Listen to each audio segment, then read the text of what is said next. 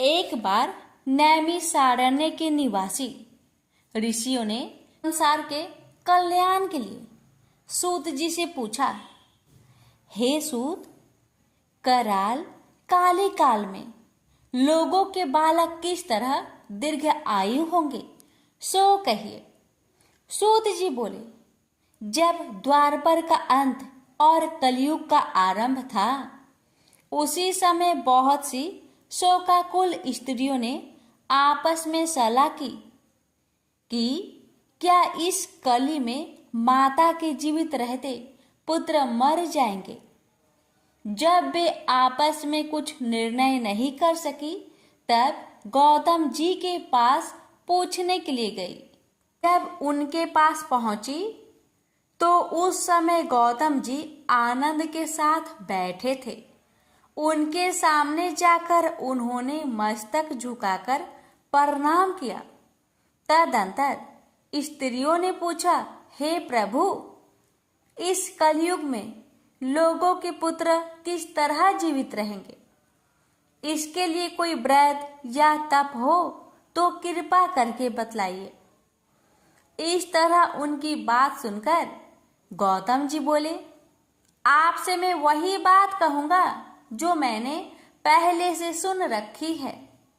गौतम जी ने कहा, जब महाभारत युद्ध का अंत हो गया और द्रोण पुत्र अश्वत्थामा के द्वारा अपने बेटों को मरा देखकर सब पांडव बड़े दुखी हुए, तो पुत्र के शोक से व्याकुल होकर द्रौपदी अपने सखियों के साथ ब्राह्मण श्रेष्ठ धौम्य के पास गई और उसने धौम्य से कहा, हे विपेंद्र, कौन सा उपाय करने से बच्चे दीर्घ आयु हो सकते हैं? कृपा करके ठीक ठीक कहिए।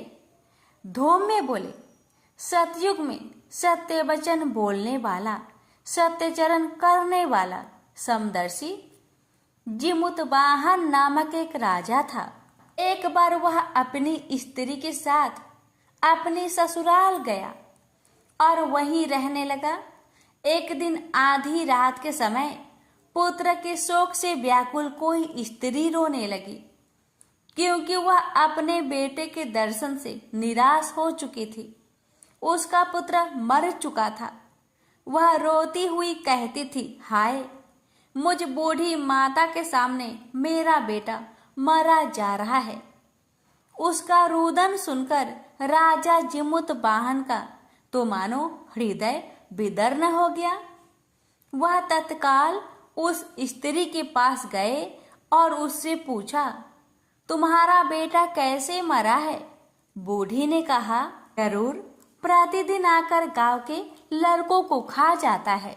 इस पर दयालु राजा ने कहा, माता, अब तुम रो मत, आनंद से बैठो, मैं तुम्हारे बच्चे को बचाने का यत्न करता हूँ। ऐसा कहकर राजा उस स्थान पर गया जहाँ गरुड़ आकर प्रतिदिन मांस खाया करता था। उसी समय गरुड़ भी उस पर टूट पड़ा और राजा के शरीर का मांस खाने लगा।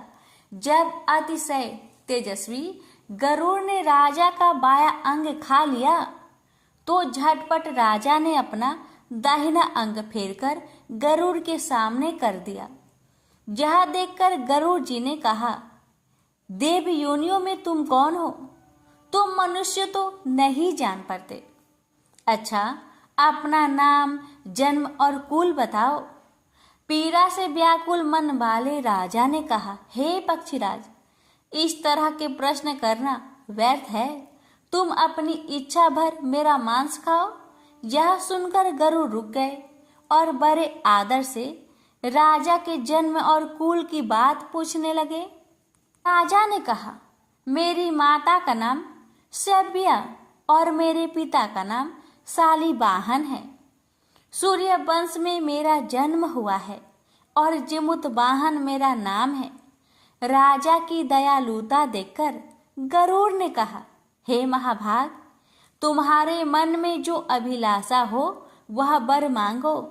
राजा ने कहा, हे पक्षीराज, यदि आप मुझे वर दे रहे हैं तो वर दीजिए कि आपने अब तक जिन प्राणियों को खाया है वे जीवित हो जाए। हे स्वामीन, अब से आप यहाँ बालकों को न खाए और कोई ऐसा उपाय करे जो जहाँ उत्पन्न हो वे लोग बहुत दिनों तक जीवित रहे। धौम्य ने कहा कि पक्षीराज गरुड़ राजा को वरदान देकर स्वयं अमृत लेने के लिए नागलोक चले गए। वहां से अमृत लाकर उन्होंने उन मरे मनुष्य के हड्डियों पर बरसाया। ऐसा करने से सब लोग जीवित हो गए जिनको कि पहले गरुड़ ने खाया था। राजा के त्याग और गरुड़ की कृपा से वहां बालों का बहुत कष्ट दूर हो गया। उस समय राजा के शरीर की शोभा दूनी हो गई थी। राजा की दयालुता देखकर गरुड़ ने फिर कहा, मैं संसार के कल्याणार्थ एक और वरदान दूंगा। आज आश्विन कृष्ण सप्तमी से रहित शुभ अष्टमी तिथि है। आज ही तुमने यहाँ की प्रजा को जीवन दान दिया है। हे वत्स, अब से यह दिन ब्रह्म भाव हो गया है, जो मूर्ति भेद से विविध नामों से विख्यात है। वहीं त्रिलोक्य से पूजित दुर्गा अमृत प्राप्त करने के अर्थ में जीवित पुत्रिका कहलाई है। सो इस तिथि को जो स्त्रियां उस जीवित पुत्रिका की और कुश की आकृति बनाकर तुम्हारी पूजा करेगी तो दिनों दिन उनका सौभाग्य बढ़ेगा और वंश की भी बढ़ती होती रहेगी। हे महाभाग, इस विषय में विचार करने की भी आवश्यकता नहीं है। हे राजन, सप्तमी से रहित और उदया तिथि की अष्टमी को व्रत करे, यानी सप्तमी विध अष्टमी जिस दिन हो उस दिन व्रत न कर शुद्ध अष्टमी को व्रत करे और नवमी में पालन करे। यदि इस पर ध्यान न दिया गया तो फल नष्ट ही हो जाएगा और सौभाग्य तो अवश्य नष्ट हो ही जाएगा। जिमुतवाहन को इस तरह का वरदान देकर और बैकुंठ धाम को चले गए और राजा भी अपनी पत्नी के साथ अपने नगर को वापस चले गए। धौम्य द्रौपदी से कहते हैं, हे देवी, मैंने यह अतिशय दुर्लभ व्रत तुमको बताया है। इस व्रत को करने से बच्चे दीर्घ आयु होते हैं। हे देवी, तुम भी पूर्वोक्त विधि से यह व्रत और दुर्गा जी का पूजन करो तो तुम्हें अभिलाषित फल की प्राप्ति होगी। निराज धौम्य की बात सुनकर द्रौपदी के हृदय में एक प्रकार का कौतूहल उत्पन्न हुआ और पूर्ववासिनी स्त्रियों को बुलाकर उनके साथ यह उत्तम व्रत किया। गौतम ने कहा, यह व्रत और इसके प्रभाव को किसी एक चिल्ली ने सुन लिया और अपनी सखी सियाड़िन को बतलाया। इसके बाद पीपल वृक्ष की शाखा पर बैठकर वह चिल्ली ने और उस वृक्ष के खोते में बैठकर सियाड़िन ने भी व्रत किया। फिर वही चिल्ली किसी उत्तम ब्राह्मण के मुख से यह कथा सुनाई और पीपल के खोते में बैठी हुई अपनी सखी को सुनाया। सियाड़िन ने आधी कथा सुनी थी कि उसे भूख लग गई और वह उसी समय शव से भरे हुए शमशान में पहुंची। वहां उसने इच्छा भर मांस का भोजन किया और चिल्ली बिना कुछ खाए पिए रह गई और सवेरा हो गया। सवेरे वह गौशाले में गई और वहां गौ का दूध पिया। इस तरह नवमी को उसने पारण किया। कुछ दिनों के बाद दोनों मर गई और अयोध्या में किसी धनी व्यापारी के घर में जन्मी और संयोग से दोनों का जन्म एक ही घर में हुआ, जिसमें सियाड़िन ज्येष्ठ हुई और चिल्ली छोटी। वे दोनों सभी शुभ लक्षणों से युक्त थी, इसलिए बड़ी लड़की काशीराज के और छोटी उसके मंत्री के साथ ग्रह पत्नी अग्नि के सामने विधि पूर्वक ब्याही गई। पूर्व जन्म के कर्म फल से वह मृग नयनी रानी हुई। जिस किसी भी संतान को उत्पन्न करती वह मर जाती थी और पूर्व जन्म की बातों को स्मरण करने वाली मंत्री की पत्नी ने अष्ट वसुओं के सदृश तेजस्वी 8 बेटे उत्पन्न किए और सभी जीवित रह गए। अपनी बहन के पुत्रों को जीवित देखकर ईर्ष्यावश राजपत्नी ने अपने स्वामी से कहा कि यदि तुम मुझे जीवित रखना चाहते हो तो इस मंत्री के भी पुत्र को उसी जगह भेज दो जहां मेरे बेटे गए हैं, अर्थात इन्हें मार डालो। यह सुनकर राजा ने उस मंत्री के पुत्र को मारने के लिए कई प्रकार के उद्योग किए, पर मंत्री पत्नी ने जीवित पुत्रिका के पुण्य बल से बचा लिया। एक दिन राजा ने अपने आदमियों से उन पुत्रों का सिर कटवाकर पिटारी में रखवाया और वह पिटारी उनकी माता यानी कि मंत्री की पत्नी के पास भेज दिया, किंतु वे 8 सिर बेशकीमती ज्वारत हो गए और भले चंगे वे 8 लड़के अपनी माता के पास वापस चले गए।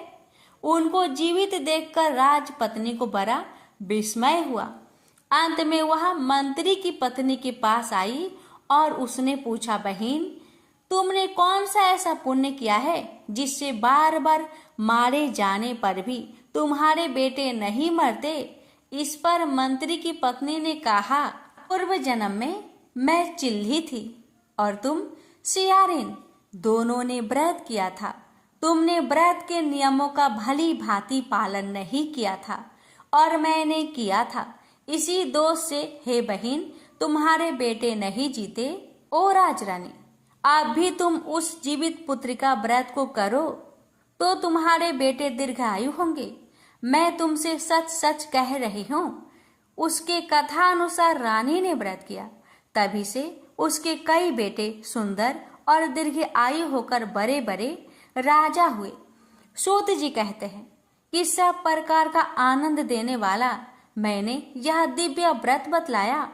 स्त्रियां चिरंजीवी संतान चाहती हो तो विधि पूर्वक यह व्रत करे। प्रेम से बोलिए जिमुतवाहन भगवान की जय, विष्णु भगवान की जय। जितिया व्रत की आरती। ओम जय कश्यप नंदन, प्रभु जय अदिति नंदन, त्रिभुवन तिमिर निकंदन भक्त हृदय चंदन। ओम जय कश्यप नंदन, सप्त अश्वरथ रजित एक चक्रधारी, दुखहारी सुखकारी मानस मलेहारी। ओम जय कश्यप नंदन, प्रभु जय कश्यप नंदन, सूर मुनि भूसुर बंदित विमल विभवशाली, अघे दले दलन दिवाकर दिव्य किरणे माली। ओम जय कश्यप नंदन, प्रभु जय अदिति नंदन, सकल सुकर में प्रसविता सविता शुभकारी, विश्व विलोचन मोचन भव बंधन भारी। ओम जय कश्यप नंदन, प्रभु जय अदिति नंदन, कमल समूह विकासक नासक त्रयतापा, सेवत सहज हारत अति मनसि जी संतापा। ओम जय कश्यप नंदन, प्रभु जय अदिति नंदन, नेत्र व्याधि हर सुरवर भूपीराहारी, वृष्टि विमोचन संतत परहित व्रते धारी। ओम जय कश्यप नंदन, प्रभु जय अदिति नंदन। ओम जय कश्यप नंदन, प्रभु जय अदिति नंदन। प्रेम से बोलिए जिमुतवाहन भगवान की जय।